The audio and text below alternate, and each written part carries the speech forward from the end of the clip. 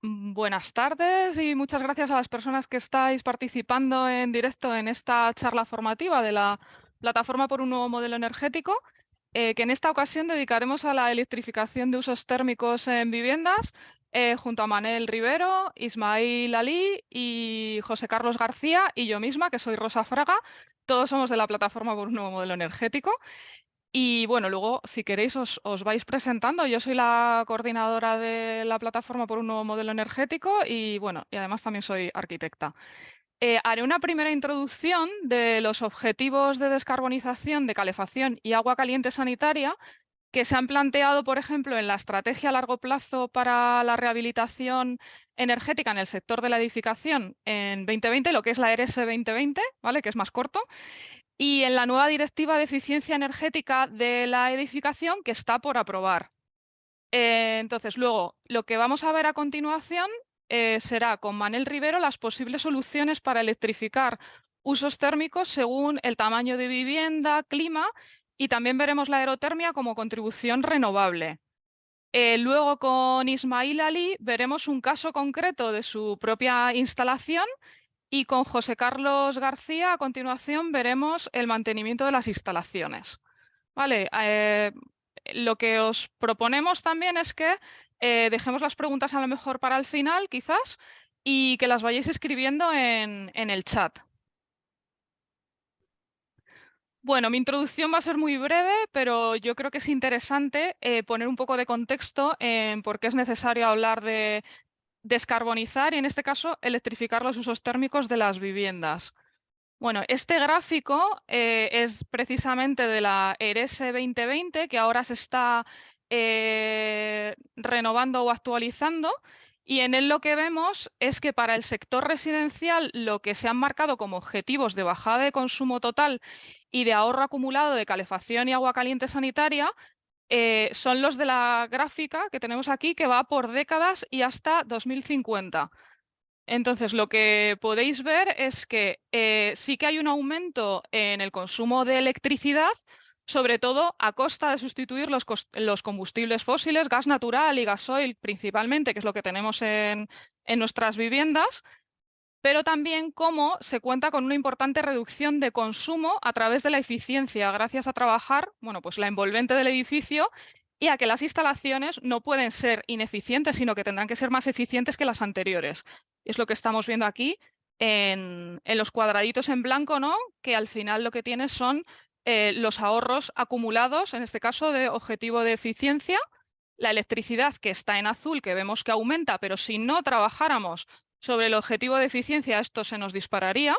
¿Vale? Entonces, este gráfico, bueno, es la pretensión que hay con esta estrategia a largo plazo.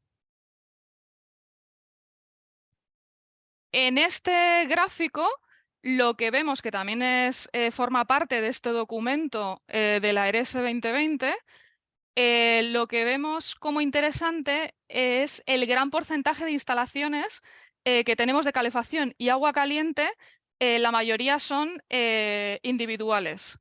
Y bueno, pues eso es importante a la hora de planificar cómo se van a realizar esas renovaciones, tener en cuenta el parque edificatorio que tenemos y las instalaciones con las que contamos. Entonces, como sabéis, en épocas anteriores, pues lo que se ha venido instalando son, o se ha venido fomentando las instalaciones individuales, principalmente de gas natural, ¿no? Con las calderas murales que todos conocéis. Y otro aspecto importante en este caso para las calefacciones, solo estamos hablando de calefacciones, es el tipo de calefacción que se tiene en cada zona climática. Pues lo mismo, en la zona mediterránea cuenta con un importante porcentaje de bombas de calor reversibles, es decir, que se utilizan también para calefacción, no solo cuando es verano y tenemos mucho calor, pero a la vez, en esta zona mediterránea, a pesar de que es el porcentaje más grande que tenemos de bombas de calor reversibles, ay, un minuto. A pesar de que tenemos este porcentaje, el más alto, también vemos que tienen un gran porcentaje de calderas convencionales, ¿vale? Y de radiadores de tipo eléctrico o convectores, ¿vale? Entonces, bueno, pues también esto es el punto de partida que tenemos. Luego me gustaría hablaros de la Directiva de Eficiencia Energética que se ha propuesto y en la que, una vez que se transponga esta directiva, no se podrán instalar calefacciones que usen combustibles fósiles en ningún edificio nuevo. Pero hay que tener en cuenta que cada vez más en rehabilitaciones y actuaciones de este tipo se considera que una actuación como si fuera nueva cuando haces una rehabilitación integral, ya te van a pedir casi los mismos requisitos o los mismos requisitos que en un edificio nuevo. Y luego, si por ejemplo se renueva el sistema de calefacción que ya existe, pues también no te van a permitir colocar una caldera de combustión fósil. Bueno, pues la intención, aunque ya digo que como todavía no está aprobada ni traspuesta en nuestro país, es que se eliminen paulatinamente en todos los edificios a más tardar en 2035 y si no, en 2040 sí hay, bueno, pues si no se ve que es viable. Entonces, contamos, bueno, pues con estos objetivos. En ese sentido, en este mapa, que es de esta campaña, Better Without Boilers, ya tenemos mapas en las que vemos países donde ya se han adelantado a esta directiva y han prohibido la instalación de nuevas calderas de gas en los edificios. Bueno, pues vemos ahí a Francia, Alemania, ¿no? Esto ha salido también en las noticias, en nuestro país de momento nada. Y en cuanto al punto de partida que tenemos en cada país para sustituir las calderas de combustibles fósiles, también me parecen interesantes estas dos gráficas que son de la misma campaña. En una de ellas lo que se muestra es el número de calderas instaladas por cada 1000 habitantes, donde vemos que España estaría como más o menos en la media, ¿no? Aunque, por ejemplo, Italia nos supera, ¿no? Y, por supuesto, los Países Bajos, ¿no? En ese caso es Bélgica.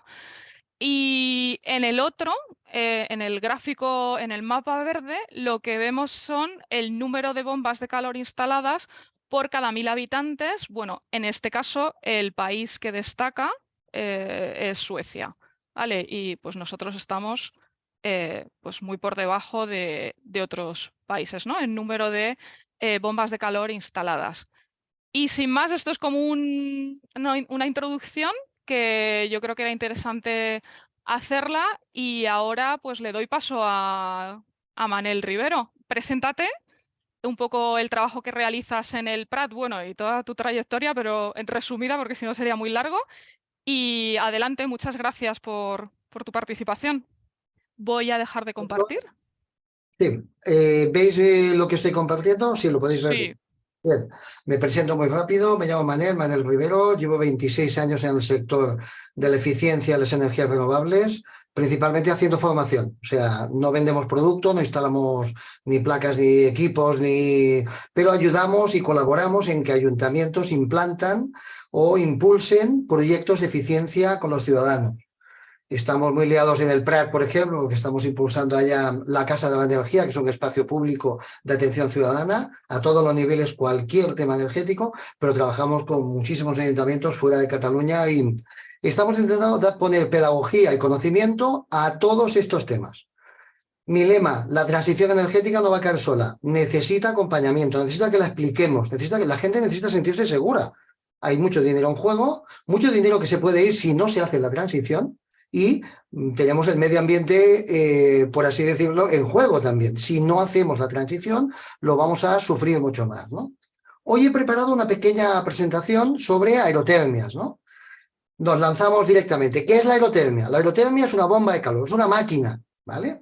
Muchas veces hay dudas. La aerotermia es diferente de la bomba de calor. La bomba de calor es diferente de la aerotermia. Es lo mismo. La aerotermia es la manera que una bomba de calor es capaz de, a partir del aero, del aire, conseguir termias, frío o calor. Ya veremos cómo, ¿vale? Y esto no deja de ser un aparato eléctrico que funciona, su funcionamiento se basa en la termodinámica, no es una resistencia, no es resistivo, no es una máquina básica, es una máquina compleja, es una máquina que tecnológicamente es muy avanzada, es de muy alta eficiencia. Intentaré explicarlo. Consiste en transportar energía en forma de calor del ambiente, coge el aire, no importa la temperatura que esté el aire. Fijaos, Noruega, Suecia, ahí Durante el invierno se pasan meses que no llegan ni a 0 grados, no importa, cogen calor de ahí, hay calor en el aire. El frío absoluto es menos 270, con lo cual la máquina tiene un rango de trabajo, y en este caso, en nuestro país, somos un país cálido, muy cálido, el país más cálido de Europa. O sea que si la bomba de calor se pone en Burgos o se pone en Cádiz, van a funcionar, no hay problema. Y este es uno de los mitos que a veces intentamos darle la vuelta, ¿vale? Y ese proceso está basado en el cambio de estado de un fluido refrigerante. Hay un gas ahí dentro, siempre hay un gas especial, que, fijaos, en este caso os he explicado, se genera a través del cambio de estado de un fluido refrigerante. Cuando pasa de líquido a gas, absorbe calor y por lo tanto enfría. Pero cuando la transformación la pasamos de gas a líquido, cede calor al aire, por lo cual calienta. Bien, eso al doméstico, al usuario normal, no entiende nada. Dice, bueno, ¿esto qué es? No hay problema, no hay que explicarlo con detalle para no complicar la historia. A los instaladores sí que, yo hago cursos de instaladores, sí que les explico el funcionamiento. Luego usaré un esquema, así muy básico, ¿vale? Las bombas de calor aerotérmicas pueden suplir perfectamente a las calderas de gas, ningún problema. Ahora vamos a ver cómo las introducimos en una vivienda pequeñita, un piso en bloque, que es donde mayoritariamente vive la gente, o en casas aisladas, pareadas o chalets, que es completamente diferente porque tienen mucho más espacio. Las necesidades térmicas que cubre una aerotermia son agua caliente sanitaria y calefacción, refrigeración. Hay que meterlo en la cabeza. Eso es por así decirlo, el servicio que nos va a dar esa máquina. Y pueden ser separadas, que yo las aconsejo, una máquina para ACS, una máquina para calefacción, refrigeración, pues claro, y pueden ser conjuntas, pueden ser monobloc, diríamos, ¿no? Que lo hagan todo a la vez, ¿vale? No siempre es lo necesario, ¿vale? Fijémonos, pongámonos a la cabeza, ¿qué hay que cubrir aquí? Calefacciones y agua caliente, estas dos. Esto es el consumo térmico en el hogar, es el principal consumo de cualquier vivienda, lo térmico. Todo lo que tengamos que producir calor, meterlo en la cabeza. Siempre va a ser mucha más necesidad lo térmico que lo eléctrico. Lo eléctrico ya, por así decirlo, es eficiente. Si no hay LED, hay inducción, y si no, o sea, cuando ya electrificamos, ya vamos hacia máquinas mucho más eficientes. Pero con lo térmico tenemos un problema.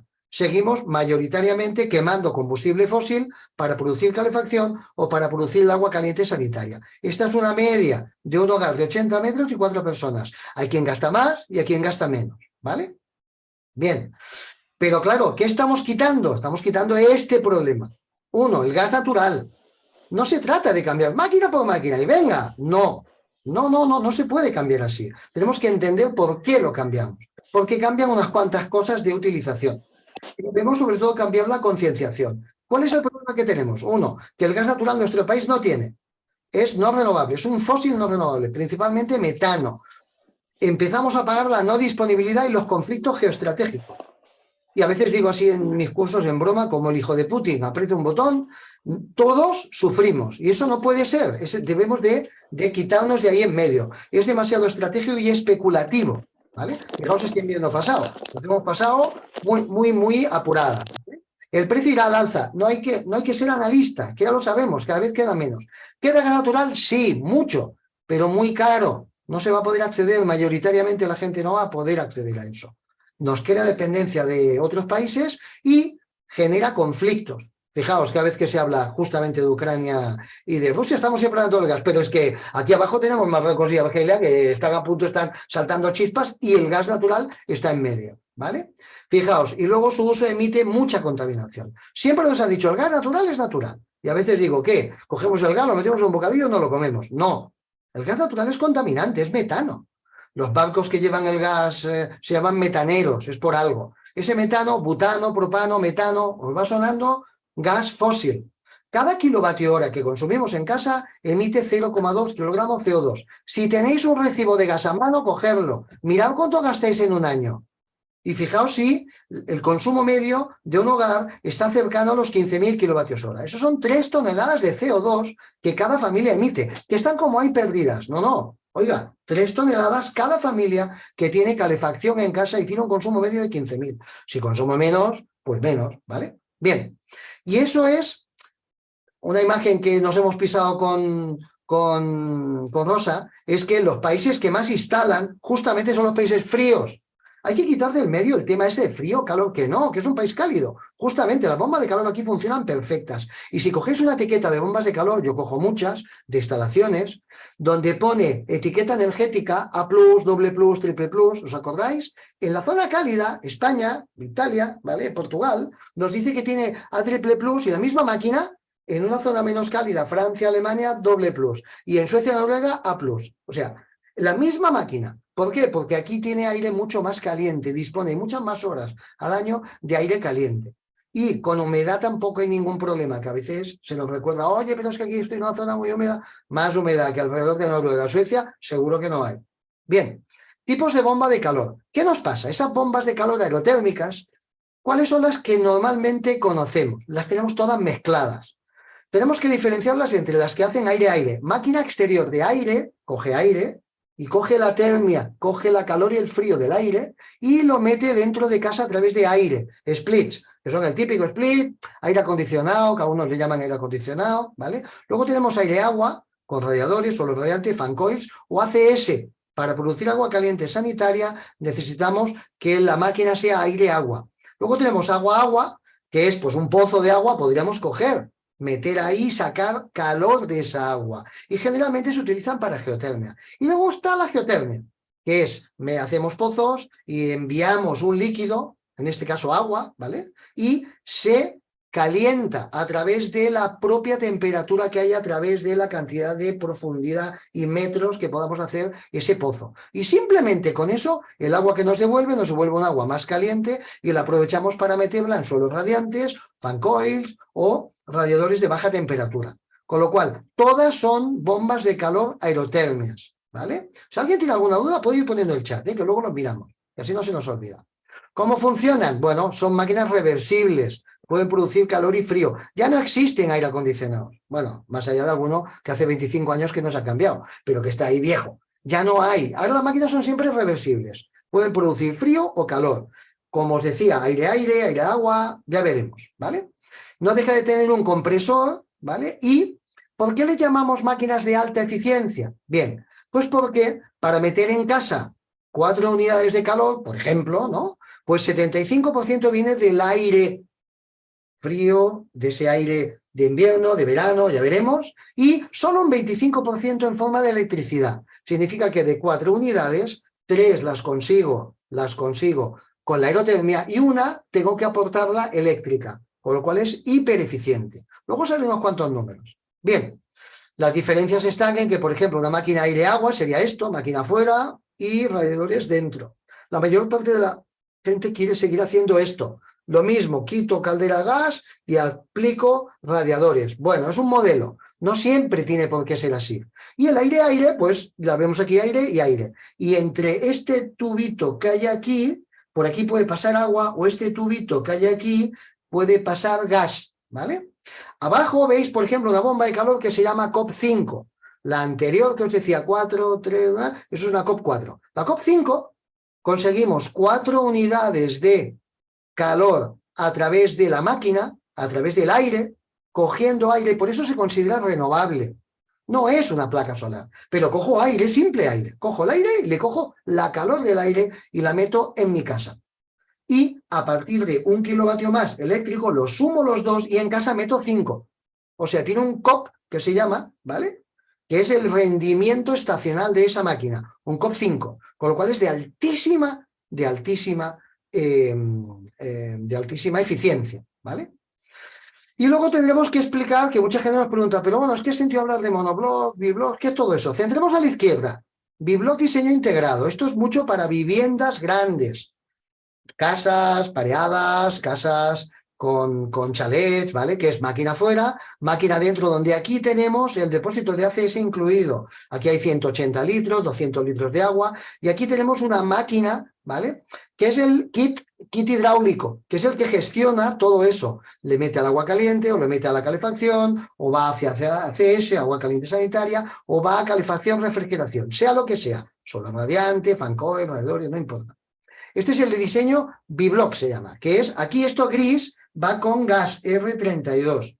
Luego tenemos lo que se llama el bibloc diseño mural, que esta maquinita no es esta. ¿Veis que es diferente? Esto es más parecido a una caldera. Se integra en el mismo espacio que la caldera. Tiene un tamaño bastante parecido. Y le llamamos caldera, ¿eh? Oye, el espacio es un hidrokit y se llama caldera. Máquina de afuera, gas. Y esta máquina o mete sobre un depósito de ACS, y aquí sí que hay que acumular. Con la aerotermia no podemos hacer como con la caldera de gas, actúo directo, instantáneo, caliento agua, quemo y meto el agua caliente en casa. No, con la aerotermia necesitamos acumular. Hay que acumular agua para que tengamos disponibilidad durante todo el día de esa agua caliente sanitaria. Y en este caso, esta máquina se integra muy bien en cocinas, en sitios donde hay menos espacio, pero tenemos que seguir colocando este depósito. Entonces volvemos a tener, aquí hay gas, R32 en este caso, máquina afuera, máquina adentro y ACS por una banda y calefacción, refrigeración por otra, ¿vale? Y luego tenemos lo que le llamamos las monobloc, ¿vale? Que sería la máquina, veis que es más grande, tiene todo esto gris, aquí está el kit hidráulico, está integrado, y aquí ya no va gas, fijaos que ya no sale, el gas está dentro de la máquina, muchos instaladores la prefieren, todo está fuera, y dentro yo solo envío agua con intercambio de agua con el depósito de ACS o agua hacia radiadores, solo radiantes, radiadores, fan coil o lo que sea, ¿vale? Sigue, y hay más configuraciones. Esta sería aire-agua, ¿vale? Bien, si tenéis más dudas, irlas poniendo en el chat, que luego las recuperamos. Entonces sería un poco la típica de vivienda grande. Esto en pisos es muy difícil de integrar. No es imposible, pero es difícil. Unidad exterior, si la vivienda es muy grande, pues doble ventilador, la unidad interior, donde está el depósito de agua caliente más el hidrokit que os llamaba, que os decía. Aquí hay gas en esto gris y aquí es agua. Y esto ya es agua fría y caliente, donde yo envío un circuito cerrado, ¿vale? O envío un circuito abierto. Aquí falta la entrada de agua fría, que entra, me calienta el depósito y me sale hacia el consumo, ¿vale? Este sería otro esquema, pero este sería con el que os enseñaba aquí, diseño mural, que sería el pequeñito tipo gas, máquina fuera, ACS, consumos de ACS y consumos de calefacción y refrigeración, ¿vale? Y este sería, como os explicaba, pero con un depósito de inercia. Muchas instalaciones grandes necesitan depósito de inercia. Hay que ponerlo. Hay quien le llama depósito aguja. Es un depósito que evita que la máquina tenga que trabajar con muchísima disponibilidad de calor a la vez. Y aquí hace que los suelos radiantes o los radiadores funcionen mejor. Esta sería una configuración muy típica de vivienda grande, de vivienda con grandes consumos, ¿vale? Y luego esta es una que yo aconsejo mucho, que sería una máquina fuera que nos alimenta split, ¿vale? 3 splits, que mucha gente ya las tiene. Si ya tiene, esto es una bomba de calor de aerotermia. Y hay gente que quiere cambiar la caldera de gas, pero ya tiene los splits. A veces solo tiene uno o dos y solo le hace falta poner uno más. Y tendríamos que conseguir el ACS. El ACS es importante. El ACS no podemos no podemos pasar sin ACS, pero alguna configuración hemos aprovechado un depósito eléctrico puro, que no nos gusta, pero con un buen temporizador, y si la demanda es pequeña, una persona que vive sola y tiene un depósito de 60 litros, pues bien temporizado, pues a lo mejor también puede pasar. Y con 2-3 splits pasamos, calefactamos y refrigeramos la vivienda. Evidentemente todo esto son suposiciones. Cada uno en su casa tiene que hacer un plan de, ¿y yo cómo lo hago? ¿Qué es lo que tengo? ¿Qué es lo que no tengo? ¿Qué necesidad tengo para poder suplirla? ¿Vale? Evidentemente esto es una comparativa un poco de aula, ¿vale? Esto es una comparativa que yo hago hacer a mis alumnos, para que se entienda. Una caldera de gas con 10 años, perdonad, que está traducido del catalán y algunas se nos ha colado alguna palabrita. Caldera de gas con 10 años, que tiene rendimientos del 80%. Tiene un rendimiento de que cada unidad que yo meta en casa tiene como máximo un rendimiento de 0,8. Significa que para meter 4 kilovatios hora dentro de casa térmicos, voy a necesitar 5 kilovatios de gas. Es muy ineficiente. Las calderas de gas de condensación, que nos dicen, son súper eficientes. No, no lo son. Son bastante burdas. Lo que pasa es que han mejorado un poquito, bueno, un 20 o 25%. Ojo, y este 20-25% es solo en las mejores condiciones. Los instaladores que nos ponen las calderas a tope baja muchísimo el rendimiento y algunas se parecen al 80%, porque yo las mido, lo sé porque las mido. ¿Qué nos pasa? Pero bueno, vamos a poner que de las mejores condiciones, con un rendimiento del 105%, cada unidad que yo meto en casa vamos a consumir o vamos a meter 1,05. Significa que yo saco 1,05. Aquí el rendimiento cada 4 que yo meta en casa solo consumiré 3,8 kilovatios hora de gas. Estamos hablando de gas, estas dos de gas. Si lo comparo con un eléctrico 100%, un resistivo, esto se llama 1,1, que es si yo necesito 4 kilovatios hora, voy a consumir 4 kilovatios hora eléctricos. Y vamos a ver los precios en gas. Este precio de gas es un precio medio. Este año hemos llegado a 18 céntimos y estamos ahora con un mercado regulado por debajo de 5, ¿vale? Aquí en este precio es todo. Mantenimiento, la gente no cuenta el mantenimiento anual de la caldera, las reparaciones, la revisión cada 5 años. El precio no es 4,6 céntimos. El precio es la suma de todo lo que hay que tener para que esa caldera funcione durante todo un año, ¿vale? Y luego aquí he buscado el precio medio que estamos teniendo este año en PVPC. Evidentemente hay precios más caros, ¿vale? Claro, pero el precio medio eléctrico que hemos tenido en los últimos 10 años, este se acercaría mucho a ese precio, para poder comparar, ¿vale? ¿Qué nos pasa? Una bomba de calor con un COP4, tenemos bombas de calor COP5 y COP6, y tenemos bombas de calor COP3 también, ¿vale? Y durante el año va fluctuando, nunca siempre igual. Por ejemplo, cuando viene una dana y se nos pone a menos 2 grados, el COP baja a 2, el 200%, el doble que cualquier caldera. En el peor momento del año, cualquier bomba de calor funciona mejor, tiene un rendimiento mucho mejor que cualquier caldera. Y durante todo el verano tenemos COP7 y COP8. Con temperaturas de aire caliente, tenemos que el rendimiento es muchísimo más. La media es esta, ¿vale? ¿Qué nos pasa? Si yo multiplico estos kilovatios hora, lo que yo necesito para meter en mi casa, en un caso de 4.000, si necesito 8.000 o necesito 12.000, pues esto hay que irlo multiplicando. ¿Cuánto nos cuesta con impuestos? Este sería el coste. Tenemos aquí un coste por impuestos que, fijaos la diferencia que hay en costes anuales, con un consumo pequeño. Si tenemos un consumo más elevado de gas, pues hay que ir multiplicando, ¿vale? El coste, además, fijaos que hay una cosa que nunca se contempla, ¿no? Que es siempre esto, que nos parece que solo tenemos que comparar precio a precio. Con los instaladores que hago cursos siempre me dicen, bueno, pero es que el gas lo hemos tenido a 5 céntimos o a 7. El que lo sabe, que muchos instaladores no saben lo que vale un kilovatio hora. ¿Qué nos dicen? Vale, solo precio, coste, un momento. ¿Pero cuánto vale la independencia energética? ¿Pero cuánto vale descarbonizar? ¿Cuánto vale dejar de emitir contaminación? ¿Vale? Y esta es la diferencia que deberíamos de tener, poner encima de la mesa. Yo siempre explico que una vivienda A, B, C, D, F, G, con un certificado así, esto es un ejercicio también de aula, ¿eh? Esto no es real, ¿eh? ¿Qué nos pasa? La diferencia que hay de consumir con caldera de gas, cuando yo divido entre 3 con un COP3, el coste energético dividido por 3, yo cojo toda esta energía que necesita mi vivienda, la divido por 3 y saco un rendimiento y un coste mucho menor. Y además, con muchísimas menos emisiones de CO2. Imaginaos si vamos aislando nuestra vivienda, que ahora hablaremos de ello también. ¿Qué nos pasa? Hay que entender nuestra vivienda, no solo máquina por máquina.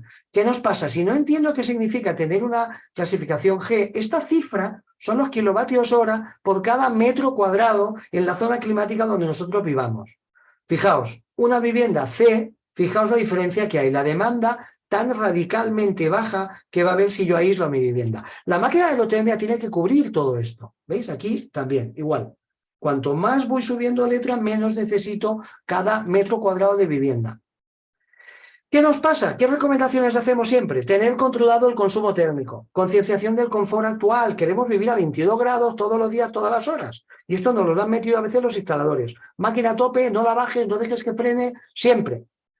Descarbonización. ¿Qué hay que hacer para la descarbonización? Independencia energética de país. ¿Qué hay que hacer para conseguir eso? No lo conseguiremos si seguimos quemando combustible, ¿vale? Otra recomendación, aislar mejor nuestra vivienda. Sin ninguna duda, no pongáis máquina por máquina.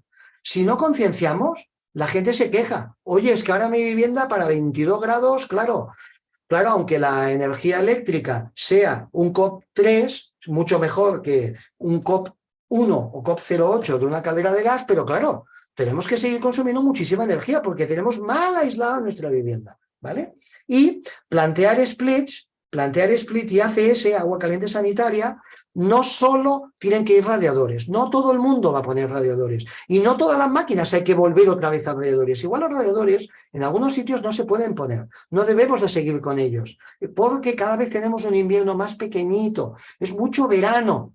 Si me gasto mucho dinero en poner una máquina para que me alimente radiadores, sigo teniendo el problema del verano, cuando el invierno es muy cortito. Este invierno hemos tenido apenas 8 o 10 semanas de invierno, pero calor vamos a tener 3 o 4 meses, mucho más, 12, 16, 20 semanas seguidas. Y entonces el split me puede hacer también aire fresco, ¿vale? Y a veces yo explico comenzar por el ACS. Poner un depósito ACS y vamos pensando si acabo quitando la caldera o no, que es una buena opción.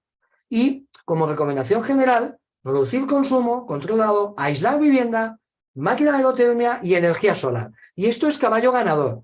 Reducir consumo, sobre todo, debemos de reducir un 50% mínimo. Mucha gente no lo entiende. Cuando en aerotermia reducimos 3 veces, reducimos 65% como mínimo. Pero claro, sigue siendo justo. Imaginad que si yo aíslo la vivienda, esa inversión va a hacer que la máquina de aerotermia sea más pequeña, que voy a tener más confortabilidad y voy a necesitar menos placas solares. O sea, empiezo la casa no por el tejado, poniendo placas y cambiando la máquina, sino aislando. Bien, hasta aquí. Puedo hablar muchísimo más, pero no quiero alargarme para que la explicación sea lo más razonable posible. Yo luego atiendo preguntas, dudas, todo lo que sea. ¿Qué os parece? Genial. Ahora, muchas gracias, Manel. Pasamos a la intervención de Ismail, que nos va a contar su caso particular en su vivienda. Bueno, pues un poco lo que ha sufrido o no, ¿no? Se ha salido todo bien, creo. Bueno, buenas tardes a todas y a Buenas todos. tardes. Bueno, lo primero deciros que no es mi vivienda, que es nuestra vivienda, está por ahí Mercedes, mi pareja, y lo que hemos hecho pues lo contamos, aunque lo cuente yo, es un proyecto entre los dos, ¿no? Y bueno, me presento un poco, he sido profesor, esperar un momentito que ponga mi pantalla, a ver si la pongo. Ay, ¿dónde estás? Que no te veo. Si le das a control L, creo que en el teclado te sale pantalla completa, creo. A ver, ahí está. Vale. Bueno, como os decía, yo he sido profesor de ciencias, biología y geología en un instituto donde también, y sobre todo, aprendí mucho con Manel, y en las asignaturas que impartía biología y cultura científica, pues trataba de concienciar a la gente sobre el tema este de la transición energética. También soy componente de la plataforma de Soma Energía, soy cooperativista de ECO y es un tema que siempre he creído en él. Y he tenido la suerte o la oportunidad de ponerlo en práctica. Primero, como decía Manel, lo intenté en mi casa, en mi piso particular de una vivienda de Madrid pequeñita, donde tengo varios splits, y luego tengo radiadores eléctricos, y me falta el paso ese que ha comentado Manel de ponerle el ACS y olvidarme de los radiadores. Pero el proyecto que os quiero contar es más de una vivienda de unifamiliar en un pueblo de la provincia de Burgos, donde hemos puesto en marcha pues, todo lo que acaba de contar Manel. Y empezamos, como dijo él, con los aislamientos, porque esto era una vivienda de mediados del siglo pasado y hemos hecho una reforma integral. Era una vivienda unifamiliar de 2 plantas, se hizo una rehabilitación integral. Es una zona fría, aunque sé que hay zonas más frías como en el norte de Europa, pero Burgos es una zona en invierno frío. Y empezamos por el aislamiento completo de la vivienda. Se cambió la cubierta, se ha aislado también todas las paredes y el suelo. Eso va dentro del proyecto. Es una vivienda que nunca tuvo gas natural, por eso el título de esta charla era para jubilar el gas natural. Nosotros no hemos jubilado nada porque nunca hubo gas natural. En su momento esa casa se calentaba pues, con estufas de butano y poco más. Se fijaron que era una zona bastante fría.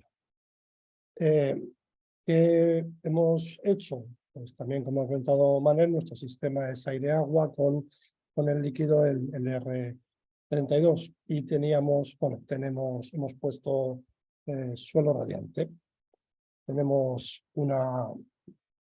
a la hora de decidir qué máquinas comprar, pues esto nos generó pues bastantes dudas.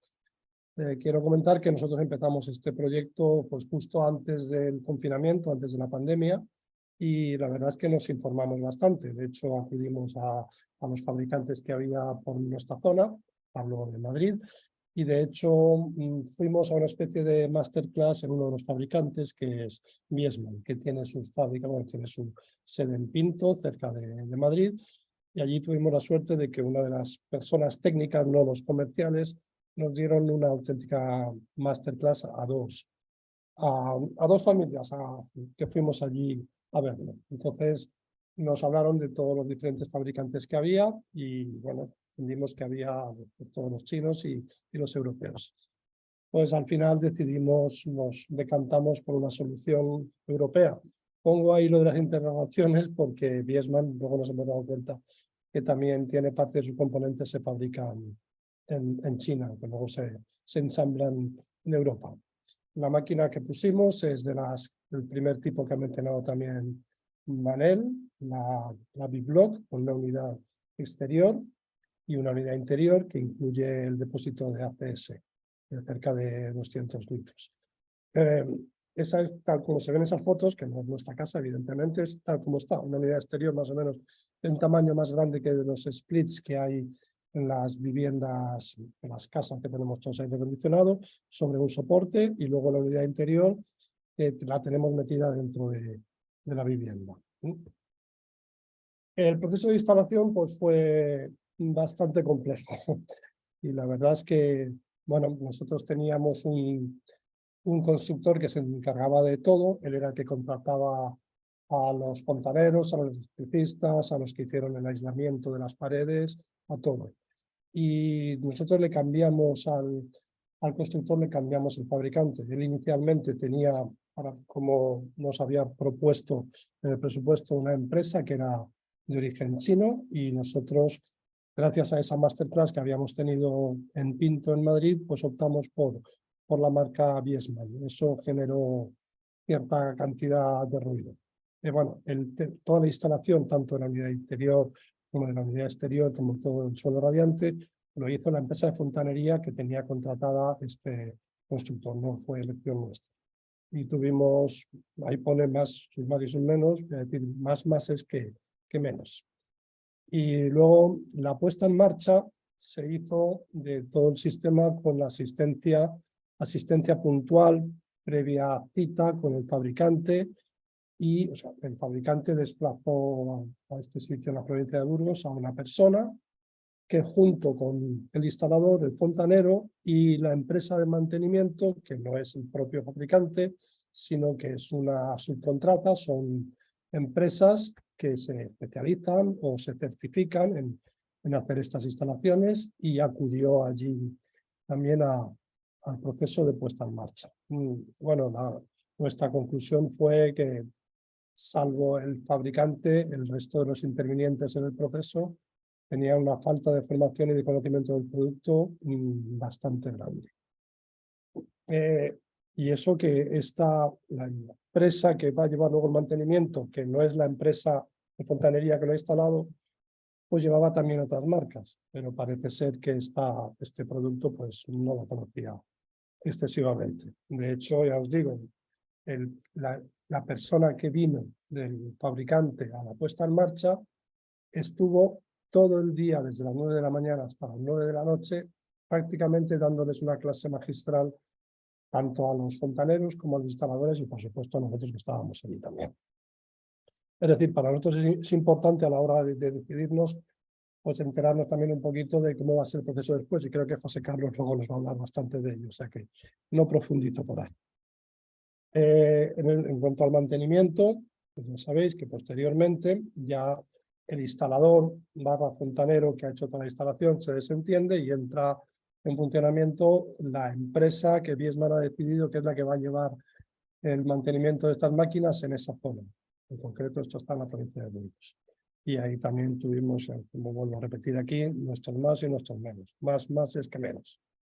Más que nada nos dimos cuenta del desconocimiento que personas con muy buena intención, pero que a lo mejor no habían recibido la formación suficiente sobre un producto concreto, que no es, tampoco es que fuera nada del otro mundo, es es lo que vende Viessmann y que está en todos los catálogos, o sea que a lo mejor sí que nos reconocieron que acababan de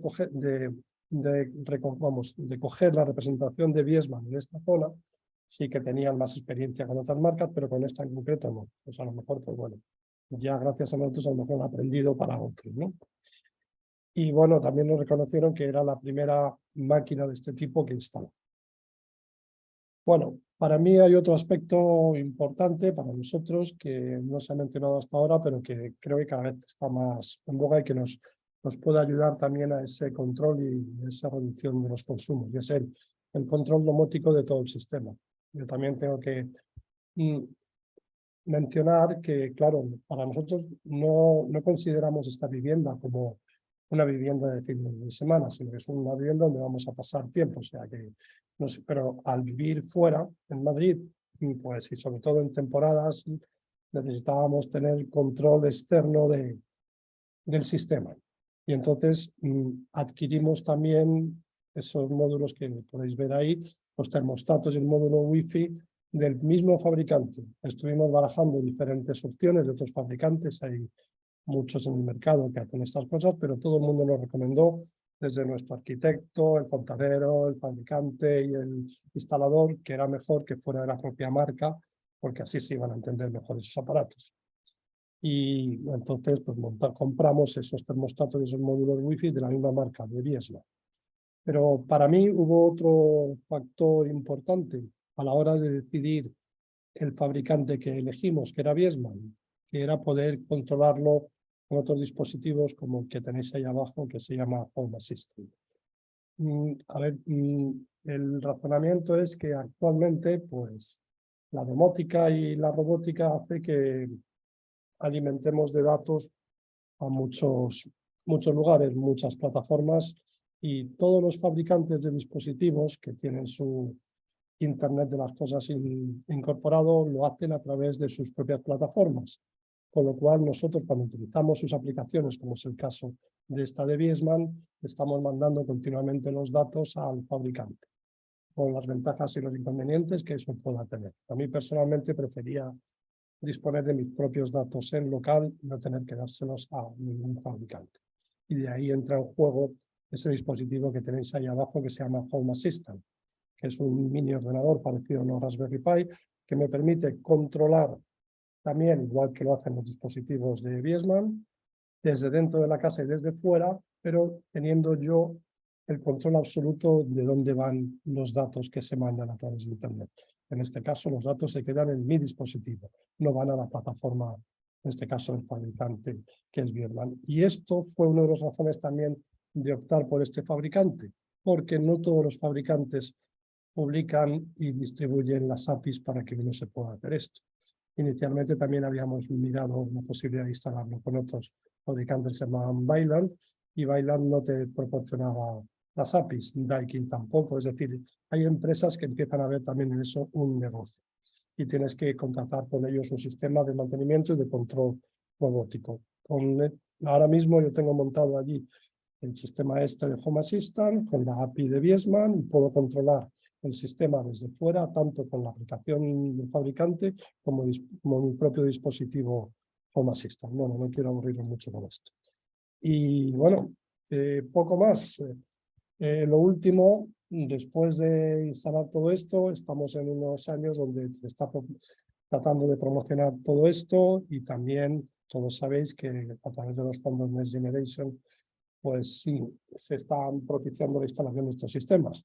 Para eso es imprescindible pues, pasar por toda una serie de gestiones burocráticas que incluyen el RITE, el certificado de eficiencia energética anterior y posterior a la actuación, y luego todo esto a través de los planes de rehabilitación energética de edificios que promociona el IDAE con todas las comunidades autónomas.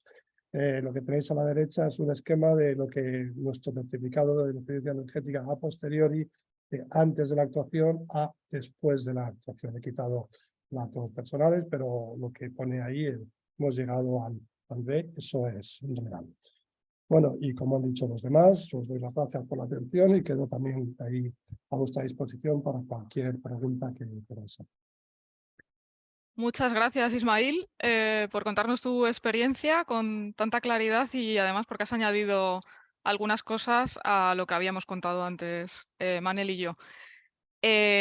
Adelante, José Carlos, que nos va a comentar. Bueno, preséntate Y tienes el micro cerrado ahora y vas a compartir pantalla, ¿no?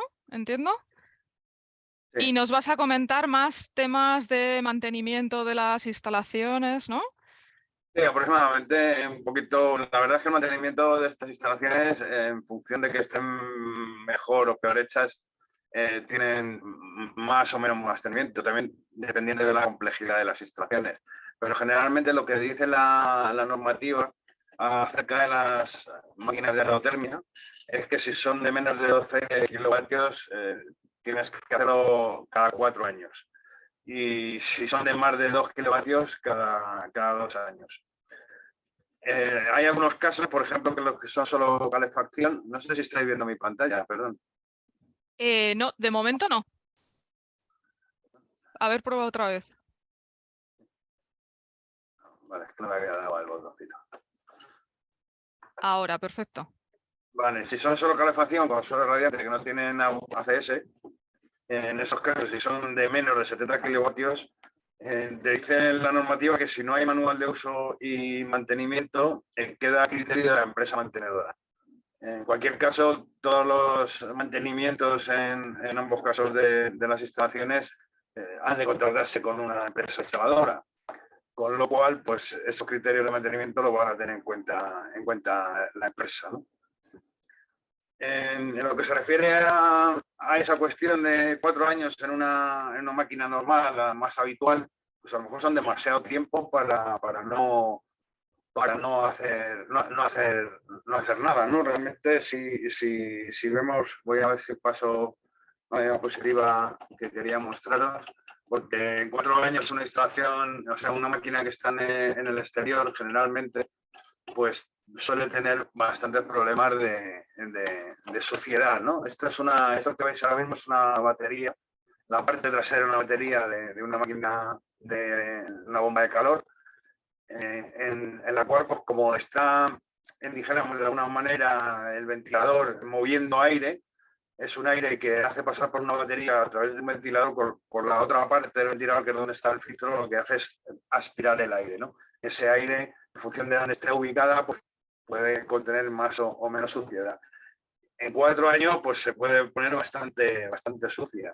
Y eso restará, incluso puede hacer que la máquina no llegue a funcionar porque se queda completamente tupida y el aire no pasa a través de ella. Esto es de lo más importante porque es su funcionamiento y es el corazón de la instalación, de la máquina. Es la unidad exterior la que produce frío o calor y es la que en cualquier caso nos va a generar las condiciones térmicas de la vivienda. Si esto no funciona o funciona mal, pues no tenemos posibilidad ninguna de tener nada dentro de casa, ¿no? ni frío ni calor. Esto con lo que se refiere en la unidad exterior, como intervención, dijéramos un poco personal, ¿no? Sin tener que esperar esos 4 años, esos 2 años a que una empresa instaladora venga a hacer el mantenimiento. Si lo vemos así, podemos optar por hacerlo nosotros o avisar a lo mejor antes a otra empresa, con lo cual te van a cobrar la visita y lo que conlleva el contrato de mantenimiento que hayas tenido con ellos. Pero la normativa te dice que para menos de 12 kilovatios son 4 años. El problema de hacerlo uno mismo es que hay que saber hacerlo, porque esta batería o esta parte de atrás de la máquina lleva unas láminas, aunque aquí está protegida por estas barras de hierro que están ahí puestas, no es el caso general. Normalmente la batería es una lámina muy fina de aluminio. No sé si veis aquí a la esquina inferior derecha unos huequecillos, es por donde pasa el aire, ¿no? Entonces eso se tapa y no hay manera de que pase el aire a través de la batería y se produzca el intercambio de temperatura que necesitamos. Una vez está así, pues la solución es o aspirarla desde el lado de fuera sin tocar mucho las aletas estas de aluminio que digo, porque si se doblan también producen problemas de atoramiento de partículas. Entonces habría que, para doblarlas, utilizar unos peines especiales, pero si no, con aspirarla y luego pasarle un poquito de agua sin presión, echándole algún detergente desengrasante, una vez que está aspirada, podríamos conseguir limpiarle y hacer por lo menos que sean visibles los espacios entre aletas por donde tiene que circular el aire. Pero si no nos queremos complicar, pues lo suyo sería llamar a una empresa mantenedora. Esto en cuanto a la unidad exterior. Luego, si tiene otros problemas añadidos de pues, algún golpe, alguna fuga de refrigerante, etcétera, pues ya tendríamos que ir a meter puentes manométricos, comprobar presiones de los circuitos del compresor, y eso habitualmente solo lo puede hacer un instalador autorizado, puesto que además tienes que manejar refrigerantes, que alguien ahí había preguntado antes en el chat qué tipo de refrigerantes se usan en este tipo de máquinas y qué huella asociada de carbono tienen. Normalmente los gases refrigerantes no son puros ya, porque los puros eran los que más efecto de invernadero producían una vez que entraban en contacto con la atmósfera cuando se producen fugas, con lo cual ahora se ha ido o se tiende a hacer mezcla de refrigerantes que en caso de que se volatilicen por alguna pérdida, pues causen menos daño al medio ambiente, ¿no? Por eso hay que tener también una acreditación oficial de manipulación de gases refrigerantes. Eso no lo puede hacer cualquier persona, ¿no? Comprobar presiones es bastante más complejo. Lo que sí podríamos hacer quizá en las unidades interiores de la vivienda sería pues controlar los filtros de las unidades exteriores, ¿no? Si vemos aquí, este filtro es el que se suele tener en los splits, ¿vale? Igualmente también a veces los tenemos en los fan coil, ¿no? Si veis aquí un fan coil de suelo o de techo, aquí hay una rejilla de aspiración de aire, que es por donde se suele colocar el filtro, y es por donde coge la suciedad y se puede tapar y dejar de producir la salida de aire correcta, ¿no? O en los casos de split de pared, pues también lo suelen tener en la parte alta, porque esto es lo que echan en el split por la parte de abajo. Y en la parte alta la máquina tiene unas pestañas para abrirla, en este caso también, y el filtro suele ser un filtro de plástico, como ese que habéis visto antes, aquí abajo, y que se puede lavar con un grifo perfectamente, dejarle secar antes de volverla a instalar y no hay mayor problema. Y otra de las cosas que se puede también hacer, como hemos hecho habitualmente en otras instalaciones de calefacción, pues comprobar los purgadores. Si son purgadores automáticos, van a purgar automáticamente. Pero otra cosa importante en un sistema de aerotermia, cuando trabajamos con agua en radiadores o en unidades terminales, como fan coils, pues sería comprobar las presiones de los circuitos. Para eso habrá unos manómetros que nos digan que no falta presión para que la circulación del agua sea correcta, ¿no? Eso es un poco así lo que marcan las tareas de mantenimiento más sencillas, sin entrar ya en lo que os comentaba antes de los gases refrigerantes o cualquier otro tipo de avería que pudiera tener asociada luego la máquina o su funcionamiento normal de las máquinas. En cuanto a la presentación que yo os traía, en principio era también un poco lo que ya se ha hablado, diferenciar los tipos de bomba de calor aerotérmica que vamos a usar, ¿no? Y sobre todo porque, como bien hemos dicho antes, los equipos que ahora mismo de aerotermia hay en el mercado permiten sustituir el combustible de gas o de leña o peles en la mayoría de los usos térmicos de la vivienda, ya sean calentadores de agua, calderas, cocinas, hornos, etc., ¿no? También va a depender muchas veces de lo compleja que sea la instalación en función de qué intercambio vamos a realizar. Si vamos a utilizar, como decía Manel, una bomba en una vivienda más pequeña, una bomba de calor con intercambio directo a través de los splits de refrigerante, pues seguramente con una 2x1, una 3x1 para dar servicio a las habitaciones o al salón tendríamos suficiente. Otra cuestión ya sería tener en cuenta el tema del ACS, que para eso, pues evidentemente, o tenemos un termoeléctrico que por tener un uso eléctrico de esa producción de calor, o deberíamos ir a una bomba de calor aerotérmica con producción de ACS. Estos son lo que decías, estos son el otro tipo de instalaciones que se suelen montar a veces en falso techo, que es para la distribución del aire frío o aire caliente a través de conductos, a través de una serie de máquinas que hacen el intercambio desde la unidad exterior a las unidades interiores. Estos serían luego las unidades que van en el falso techo, que distribuyen el aire por conductos al resto de las habitaciones. ¿Qué ocurre con estas instalaciones? Pues las obras son mayores, porque si no tienes falso techo tienes que construirlo, tienes que dimensionar los conductos, y además pues tener una impulsión y un retorno de aire que puedes hacerlo o bien por conductos o bien por por plenum de la propia vivienda. En cualquier caso, es un diseño y un proyecto para ejecutar en función de cómo tengas la instalación, o qué la instalación quieras hacer en tu casa. Lo más habitual para estancias grandes y en viviendas que no tengas que recorrer muchas distancias, es igual que utilizábamos este tipo de split de pared, se puede ir a cassette, que tiene 4 direcciones de aire, pero también hay que incluirlo en falso techo. También complica un poco más la cosa. Y lo habitual en los sistemas de aerotermia es ir al intercambio con agua, ya sea en fancoil o sea en suelo radiante, es la mejor opción, por supuesto. Pero quizá en fancoil pues también es una opción, porque con 4 tubos puedes tener dos producciones de frío y de calor en la misma unidad de salida. El fancoil, como decía, es este tipo de equipo. Tiene 4 tubos, le entra frío y le entra calor por cada una de sus líneas, y en función de la época del año, pues produces una cosa u otra a través de la máquina, que es la que selecciona la temperatura a conseguir. Esto hace más complejos los mantenimientos, pues quizá por bastante más que lo que son unas unidades terminales de radiadores a las que estamos acostumbrados. Hay opciones de instalaciones con radiadores convencionales, pero normalmente los radiadores convencionales que tenemos en casa, si son para lo que está instalado para calderas, pues están acostumbrados a trabajar, o están diseñados para trabajar a 70-80 grados de temperatura, con lo cual con la aerotermia se van a quedar un poquito cortos, ¿no? A no ser que eligieras una aerotermia especial que se le llama de alta temperatura, que lleva doble compresor, pero eso encarece la instalación unos 1.000 euros más por máquina, ¿no?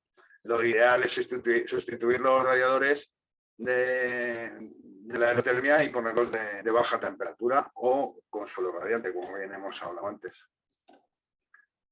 Y poco más. En este tipo de presentación con las instalaciones hay una comparativa de precios en lo que es radiadores convencionales o radiadores de baja temperatura, la diferencia de las máquinas de las convencionales a de alta temperatura.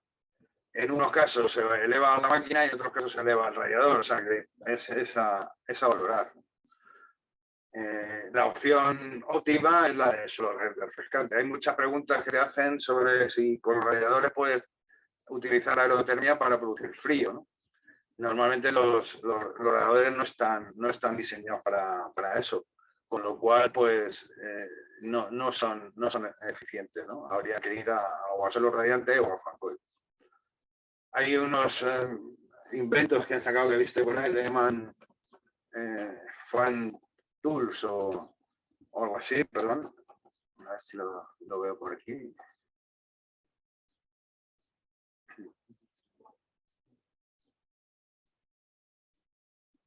Son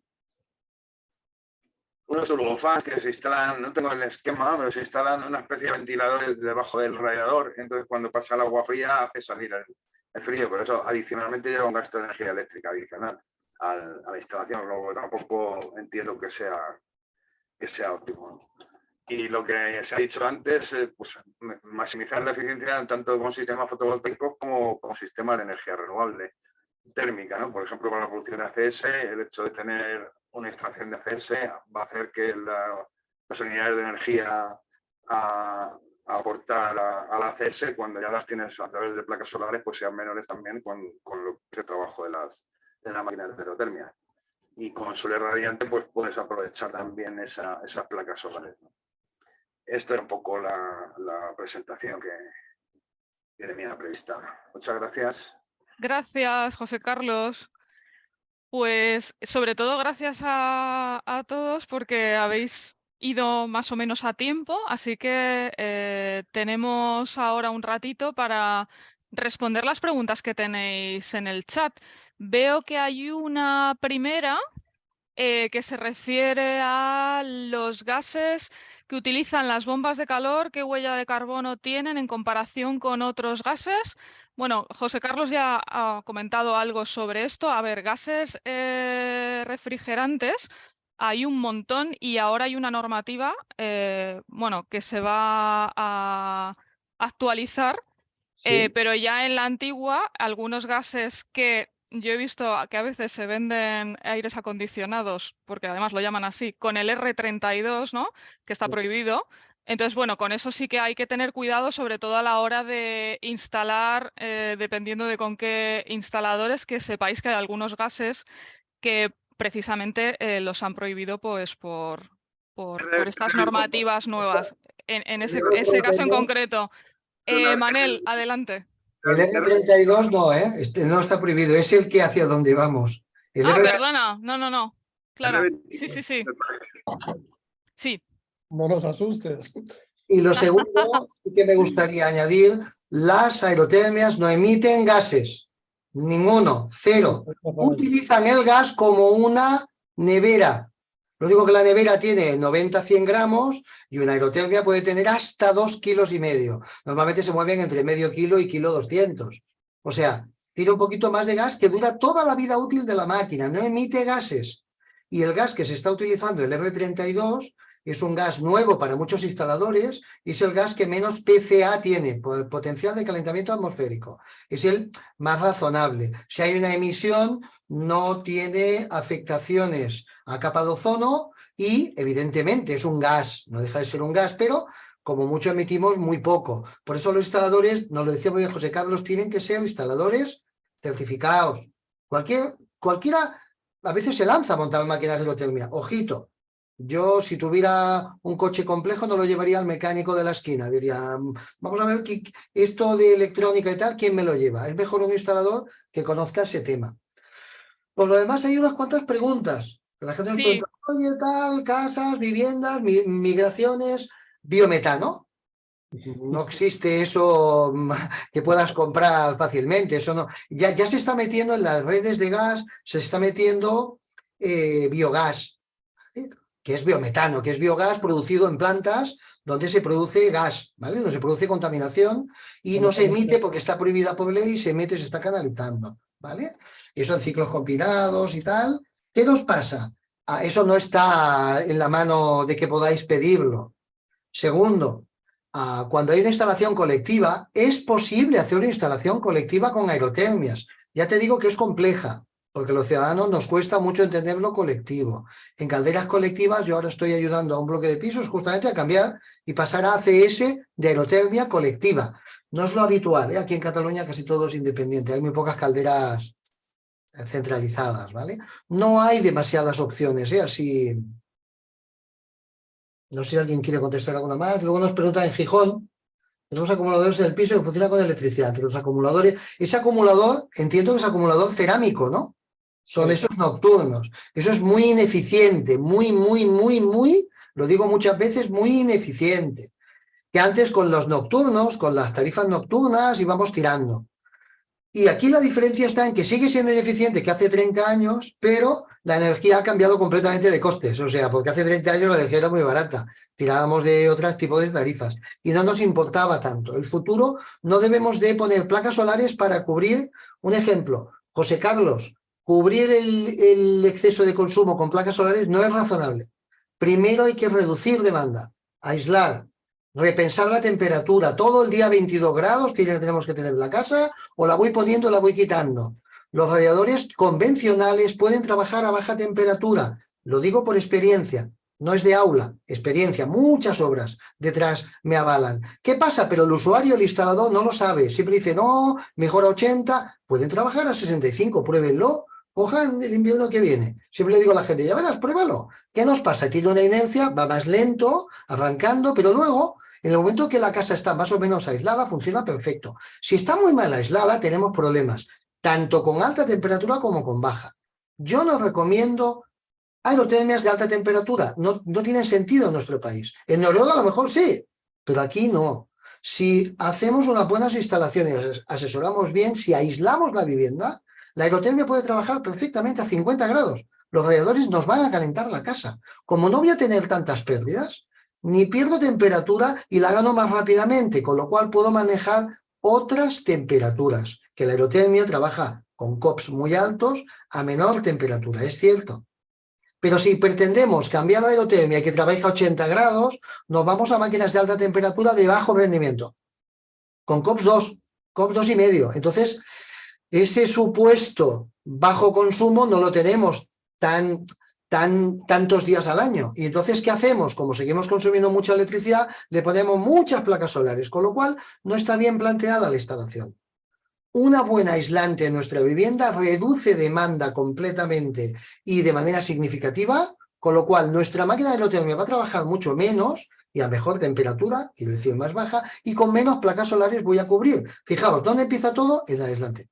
No empiezan placas. Que muchas veces, pues bueno, pues si consumo mucho, tengo mucho techo, llenamos placas. No es lo razonable. ¿Se puede hacer? Sí, es lo que se hace. Justamente está porque los instaladores no entienden el aislante, no venden aislante, el instalador vende máquina o vende instalaciones solares. No sé si lo entendéis, ese es un poco diferente, es un poco peculiar. Cada uno vende, claro, una cosa, ¿no? ¿Puedo añadir acerca de los acumuladores, Rosa? Sí. El tema, tú has hecho un comentario sobre que además tú sí que has puesto en el último momento esas 10 placas solares, ¿no? Y yo solo aclarar el refrigerante, porque me están preguntando por privado, es el R22 que he dicho 32, el R22 es el que está prohibido, ¿vale? Bien. Con respecto a lo de los acumuladores, yo también ahora hablo de mi casa de Madrid, un piso dentro de una comunidad de vecinos, donde yo también no tenía calefacción y estuve varios años con acumuladores y al final los quité, sobre todo porque yo vivía todo el día fuera de casa y cuando llegaba pues había perdido ya todo el calor. Y aparte lo que decía Manel, que eran muy ineficientes. Y puse 2 splitters y caldeo más la casa con los splitters que con... También puse radiadores eléctricos normalitos. Ahora voy a quitar también los radiadores y voy a hacer lo que decía Manel. Tener las bombas de calor, estos inverters, y meterle el agua caliente sanitaria por otra vía y quitar también las calderas, ¿no? Eso sería una opción. Y otra pregunta que había por ahí también, si ya aprovecho, ¿no? De lo de qué marcas de aerotermia recomendaban algunos. Yo os puedo contar nuestra experiencia, que estuvimos viendo casi todas las que había en ese momento en el mercado y que son las que hay ahora y que se ofrecen. Y nuestra conclusión era que eran todas muy parecidas. Había que dimensionar, pues y eso nos lo recomendó nuestro arquitecto, la potencia que íbamos a necesitar. Y las marcas que vimos fue, yo digo, Viessmann, Vaillant, Daikin, Thermor. Y no os creáis que había mucha diferencia de precios, estaban muy parecidas. Y a mí me interesó sobre todo las capacidades de control que tenía la marca que al final elegimos, que es algo, insisto, que hay que considerar. Muy bien.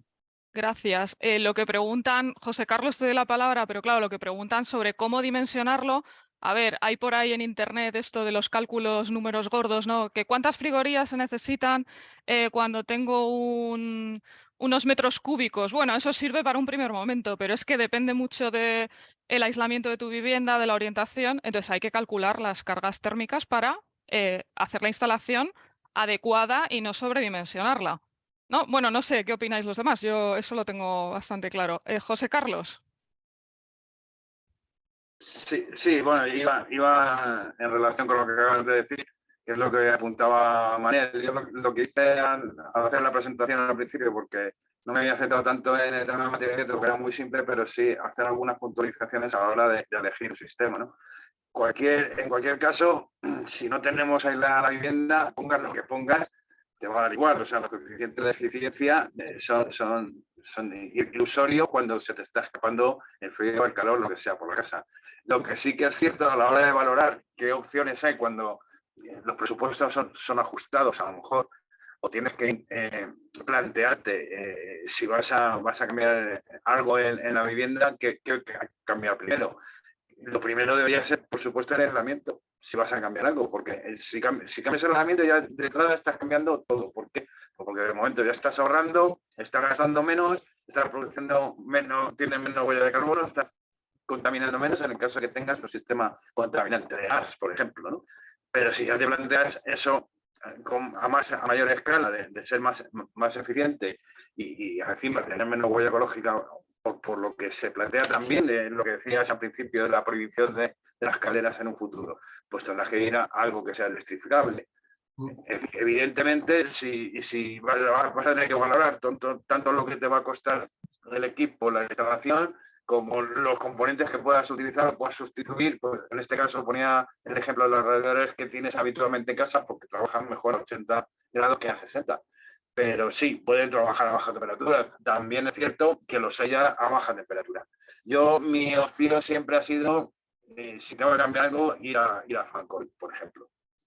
¿Qué ocurre? Que el fan coil asocias también otro añadido más, que es las instalaciones de desagüe que puedas necesitar para condensaciones en verano, porque lo vas a utilizar para frío también, por supuesto. Son más eficientes porque mueven mejor el aire, se consigue la temperatura antes, etc. Y si no, pues radiadores de baja temperatura o suelo radiante. Pero claro, ahí tienes el suelo radiante que ya tienes que levantar el suelo, meter tuberías, o sea, en fin. No es viable, no es viable. Claro.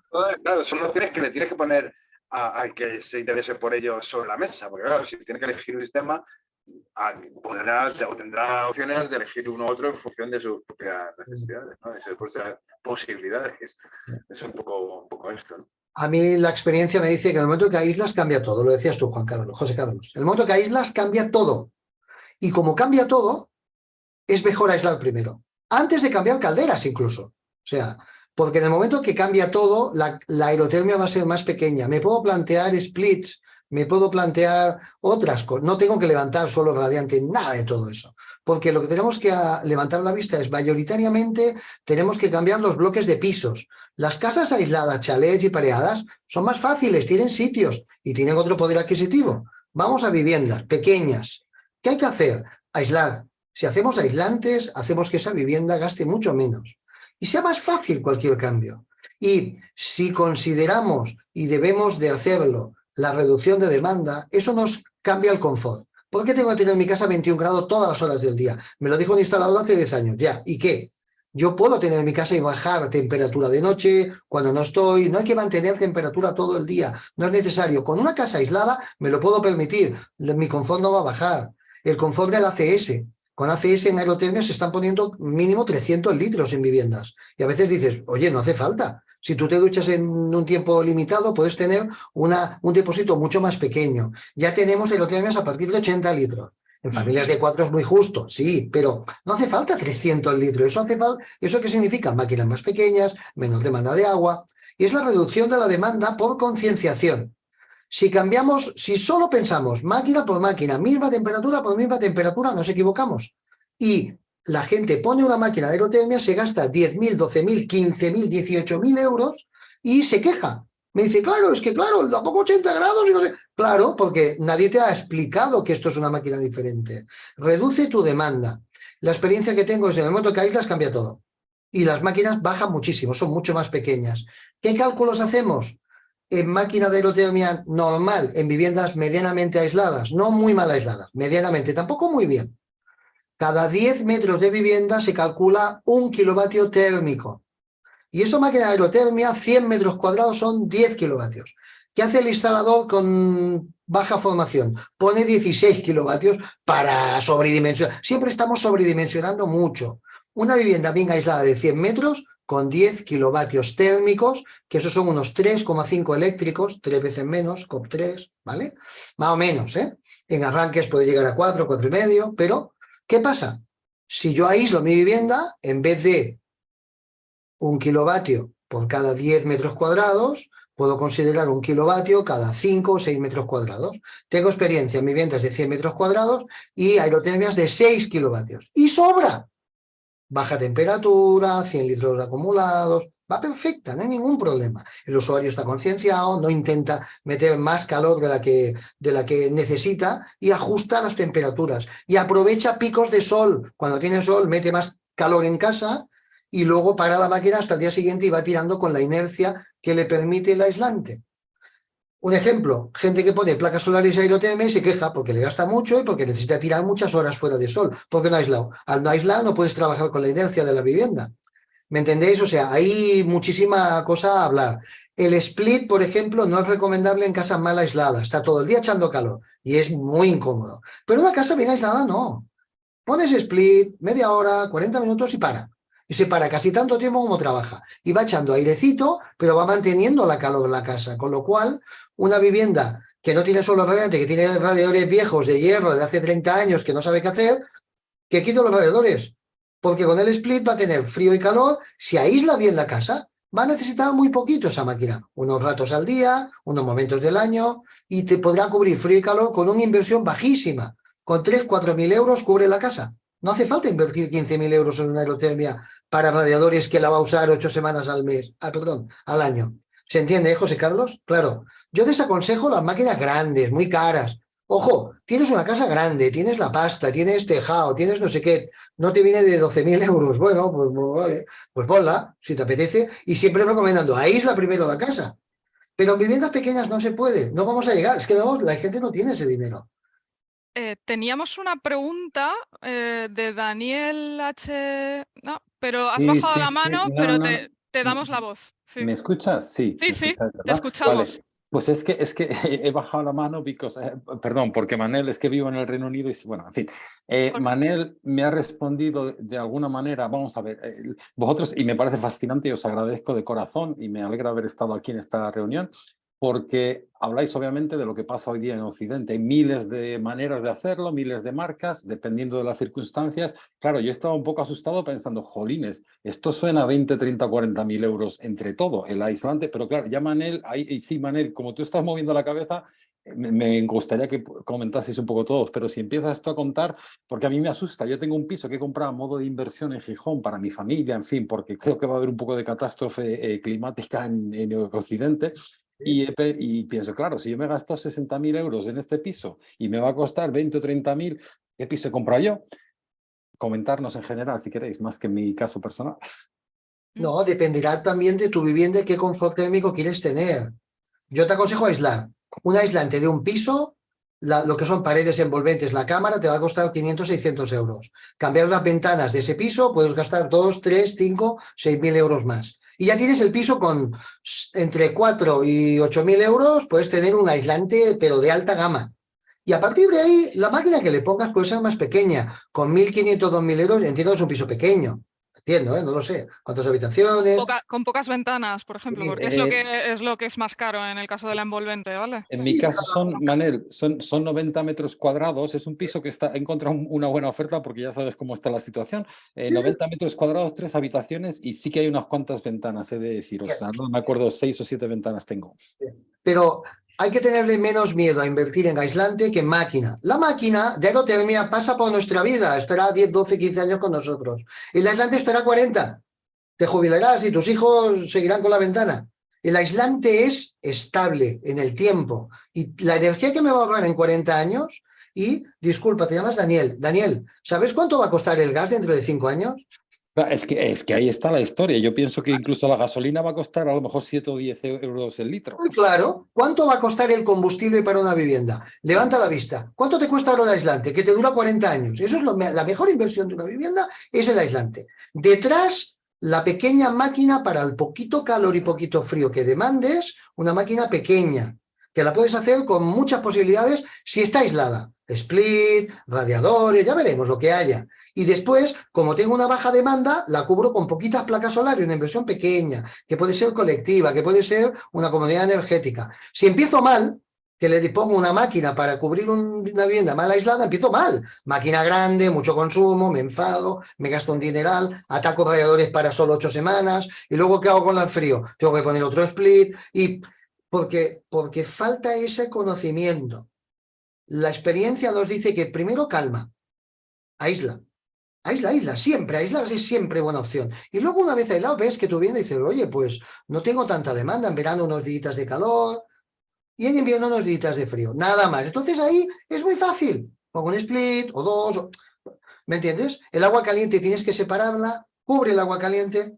¿Cuánta gente va a vivir en esa vivienda? Cubre el agua caliente. El agua caliente sí que es anual. 24 horas, 365. Una buena aerotermia pequeñita de 80 litros, 120, 150, en función de cuánta gente va a vivir ahí. Nada más. Las aerotermias de ACS llevan resistencias eléctricas. Yo aconsejo siempre desconectado, pero si un día te viene familia, oye, somos 6 para duchar, pues la resistencia la tienes un fin de semana puesta y luego la quitas.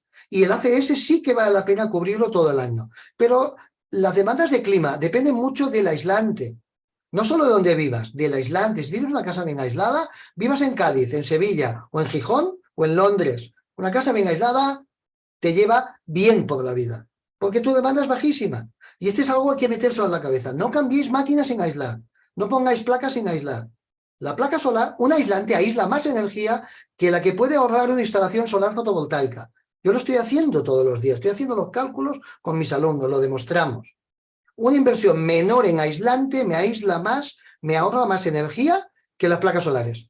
Porque estamos haciendo las placas solares intentando atacar el recibo eléctrico y no tocamos el térmico. No atacamos lo térmico, que es donde está el gran problema de la vivienda. Y donde está el confort. La mayor parte del confort es clima y agua caliente. Y cocción. Pero, ¿me entendéis? Agua caliente y clima hay que solucionarla con aislante y reduciendo también, el motivo reduces demanda y un poco de concienciación. No tengo que tener mi vivienda, siempre le digo a todo el mundo, a 21 grados. No hace falta. ¿Por qué? No, me lo dijo el instalador, lo tengo siempre y que no baje temperatura nunca. Claro, y venga a gastar 15.000, 20.000 kilovatios hora en una vivienda que podría gastar 8.000, porque los instaladores no asesoran, no son asesores energéticos, son instaladores de máquina. Entonces, les da un poco igual. Pues así que no te preocupes. Ya, ¿por qué tenemos que tener el agua caliente a 60 grados? 55, pudiendo trabajar a 45. ¿Por qué trabajamos alrededores a 80? Pudiendo trabajar a 55. Bueno, pues porque trabajamos todo a tope. Me instalan la máquina y a tope. Me quería introducir una cosita, Rosa. Sí, no sé si hay más dudas por ahí. Bueno, sí. Métodos de aislamiento térmico de fácil implementación más allá del cambio de ventanas y huecos, persianas. Bueno, esto es otra charla, Eso, y claramente. hacemos otra. Es otra charla, pero bueno, sí que yo os recomiendo que si podéis lo hagáis por el exterior, porque si se hace por el interior primero y luego por el exterior, bueno, pues también puede generar problemas de condensación, humedades, ¿vale? Y bueno, eso también hay que tenerlo en cuenta, cómo se hace también esa actuación. Bien, cuando se Lo mismo que algo que pregunta mucho normalmente la gente, que es lo de las inyecciones de aislamiento en la cámara, ¿vale? Como hay puentes térmicos a veces, pues también puede generar patologías de este tipo de humedades, entonces hay que tener cuidado cómo se hace, no así a lo loco, sino estudiar cada caso particular. Pero vamos, el tema de los aislamientos, las ventanas y todo esto, eso es otra charla, pero bueno, que creo que ha quedado bastante claro en esta que si queremos poner una instalación que sea económica y que pues hay que actuar, habría que actuar primero, tener un mínimo, ¿no?, de aislamiento en esa vivienda antes de meternos en las instalaciones. Muy bien. Y para Manel, te preguntan, la estás leyendo, ¿no? ACS para una sola persona, bomba de calor monobloc 80 litros o termoeléctrico de 50 litros. Esta es Bueno, muy buena, esta me sí, encanta.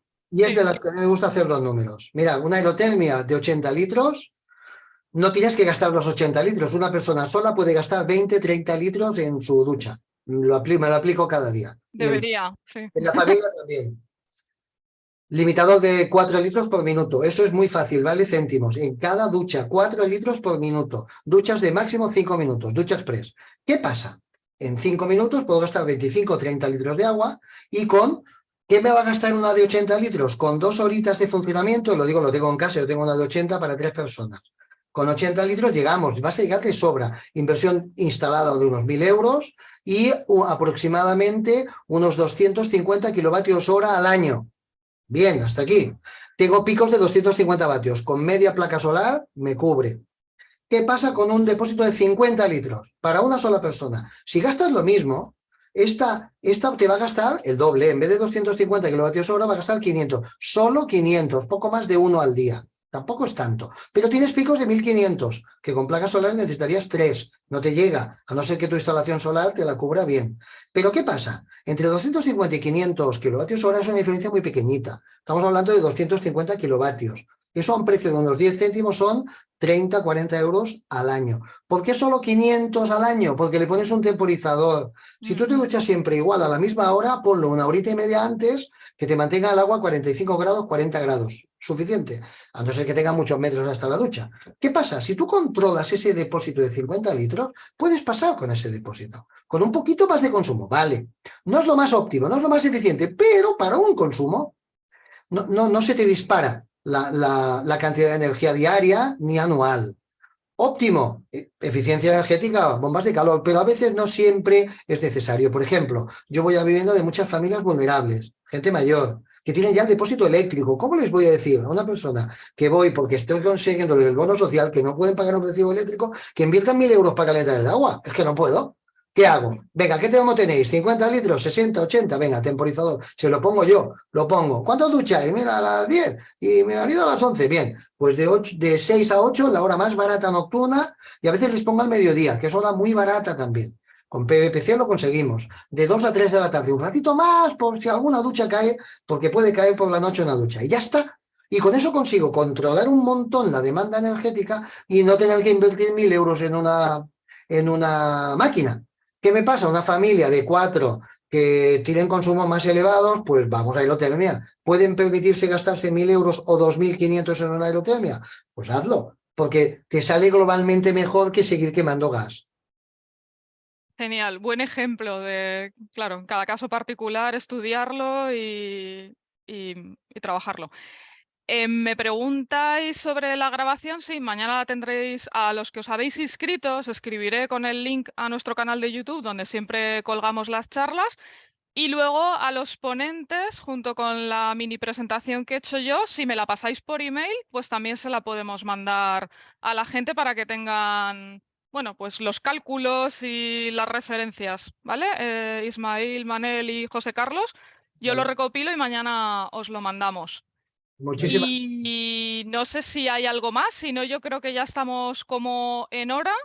Sí, Imagino que hay muchas dudas porque cada caso particular es muy especial y, y bueno, esperamos que os hayamos ayudado y nos vemos en la próxima sobre este perdona, tema o sobre otros. Sí, Ismael.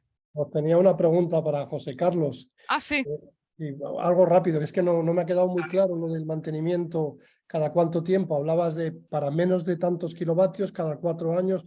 lo ¿Puede obligatorio, claro. Una cosa es lo obligatorio. La normativa dice que para menos de 12 kilovatios son obligatorias cada 4 años. Claro. y lo recomendable?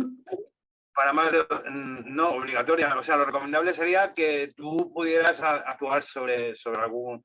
A ver, lo que dice un poco la lógica es que en 4 años pueden pasar muchas cosas, ¿no? Y 4 años una máquina funcionando en el exterior, por ejemplo, las unidades exteriores, pues van a tener una sociedad importante. Bueno, yo, de hecho, donde trabajo con máquinas de aire en fachada, y en 6 meses no te puedes imaginar, bueno, además es un sitio, está en la Alameda de Osuna, que hay mucho polen, mucha hojarasca, mucho polvo también, y está muy cerca del aeropuerto, que también es un polvo negro que no te puedes imaginar, ¿no? Y cada 6 meses hay que estar limpiando las baterías porque se tupen con una manta de pelusa y de polvo, que eso impide el paso del aire. Entonces, el que impide el paso del aire ya te está bajando todas las posibilidades de que la máquina rinda. Y además se pueden hasta parar, darte problemas por alta presión, por condensación, con lo cual, pues, luego los problemas son mayores, porque los compresores se dañan, en fin, un mantenimiento óptimo de las unidades exteriores te quita muchos problemas. Y es tan fácil como poder pasar una aspiradora por detrás y quitarle esa suciedad fuerte y echar un chorrito de agua, ya os digo, sin demasiada presión, con algún detergente que sea desengrasante, que sea óptimo. En el mercado hay infinidad de productos para ese tipo de cosas. Con un pulverizador de cualquier botella con spray mezclado lo vas rociando. Una vez que has limpiado la suciedad incrustada o seca, y luego le juegas con agua y ya está, y se olvidó. Y luego en las unidades interiores, pues sí, los filtros de los splits, los filtros del fan coil, que van acumulando suciedad a la entrada de los aires. En ese caso, en los circuitos de agua, pues lo que os decía, los purgadores, comprobar las presiones de agua, que no haya fugas y poco más. Pero ya te digo, sí es obligatorio que tengas contratado un mantenimiento, pero lo que te dice la norma es que para máquinas de menos de 12, la visita es cada 4 años. Entonces, bueno, pues en esos 4 años, pues a lo mejor tú puedes hacer algo, y si ves que hay algo a lo que no puedes llegar, pues a veces es incómodo, están situados en sitios complejos. La aerotermia generalmente en vivienda unifamiliar suele estar a nivel del suelo, pero cuando ya te vas a un piso hay que instalar la fachada bajo una ventana, hay que tener cierta cualificación o por lo menos de trabajos en altura, asegurarte, cogerte el arnés, engancharte bien, ya, que no es cualquier cosa, ¿no? Entonces, bueno, pues todo va a depender de que esa visita cada 4 años la puedas mantener o tengas que hacerla antes. Eso ya es un criterio que tengas que tomar. No, Vale, un muchas buen gracias. consejo para las unidades exteriores es que no estén en sitios donde no veas cómo está precisamente Sí. esa parte tan sucia, ¿no? Y que puedas hacer un mantenimiento mínimo, ¿no? Desde casa cómodamente sin tener que descolgarte y este tipo de cosas. Claro, entonces eso es importante porque luego si a los 4 años o no, tú no lo estás viendo, entonces dices no funciona, pero claro, tú no estás viendo esa unidad, ¿qué es lo que le sucede? Si no la tienes accesible en el tejado, ¿no? O en una zona, en la ventana que puedas ver.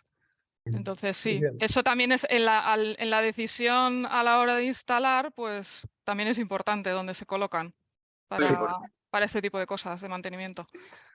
Gracias. Bueno, pues sin más, muchas gracias a Manel, José Carlos e Ismail y a todos los que habéis participado activamente y los que estáis por ahí dando saludos. Nos vemos la próxima. Muchas gracias. Gracias, Simon. Gracias. Un abrazo a todos. Nos vemos. Adiós. Igualmente.